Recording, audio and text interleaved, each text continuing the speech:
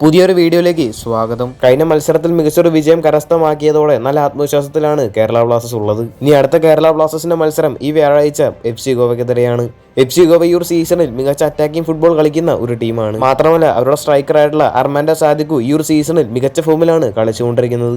7 മത്സരങ്ങൾ കളിച്ച താരം 8 ഗോളുകളും ഒരു അസിസ്റ്റും നേടിയിട്ടുണ്ട്. മത്സരത്തിന് മുന്നോടിയായിട്ട് FC ഗോവയുടെ ഹെഡ് കോച്ചായിട്ടുള്ള മനോളോ മാർക്കസ് ചില കാര്യങ്ങളെല്ലാം പറഞ്ഞിരുന്നു. മനോളോ മാർക്കസിന്റെ വാക്കുകൾ ഇങ്ങനെയാണ്: കേരളയിൽ കളിക്കുന്നത് തീർത്തും വ്യത്യസ്തമായിട്ടുള്ള ഒരു എക്സ്പീരിയൻസ് ആണ്. നമ്മൾ ഫുട്ബോൾ കളിച്ചു തുടങ്ങുമ്പോൾ നമുക്ക് വേണ്ടതും ഇതുപോലത്തെ ഒരു അന്തരീക്ഷമാണ്.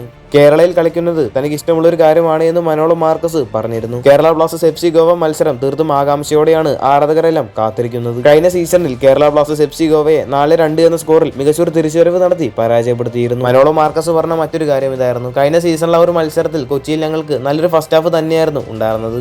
എന്നാൽ ആ ഒരു മത്സരത്തിന്റെ രണ്ടാം പകുതി ഞങ്ങളെ സംബന്ധിച്ച് വളരെ മോശം ഓർമ്മകൾ നൽകുന്ന ഒന്നാണ്. ആ ഒരു മത്സരത്തിന്റെ രണ്ടാം പകുതി താൻ ഓർക്കാൻ ആഗ്രഹിക്കുന്നുമില്ല. കേരള ബ്ലാസ്റ്റേഴ്സ് ഫാൻസിന്റെ ഒരു ക്രൗഡ് അവരെ ഒരുപാട് ഗോളുകൾ സ്കോർ ചെയ്യാനായിട്ട് സഹായിച്ചു എന്നാണ് എനിക്ക് തോന്നിയത് എന്ന് മനോളോ മാർക്കസ് പറഞ്ഞിരുന്നു. എന്നിരുന്നാലും മറ്റന്നാൾ നടക്കുന്ന ഒരു മത്സരത്തിൽ കേരള ബ്ലാസ്റ്റേഴ്സ് വിജയിക്കട്ടെ തന്നെ നമുക്ക് പ്രതീക്ഷിക്കാം. അടുത്തൊരു വാർത്ത, നമുക്കറിയാം ഈ ഒരു സീസണിലെ ആദ്യ മത്സരം ഒരുപാട് വിവാദങ്ങൾ നിറഞ്ഞ ഒരു മത്സരം തന്നെയായിരുന്നു. രാഹുൽ KPയുടെ ഒരു ഫൗള് ഒരുപാട് ചർച്ചാ വിഷയമായ ഒരു കാര്യമാണ്. രാഹുൽ KP അത് മനഃപൂർവ്വം ചെയ്തതല്ല എന്ന് താരം തന്നെ വ്യക്തമാക്കിയ ഒരു കാര്യമായിരുന്നു.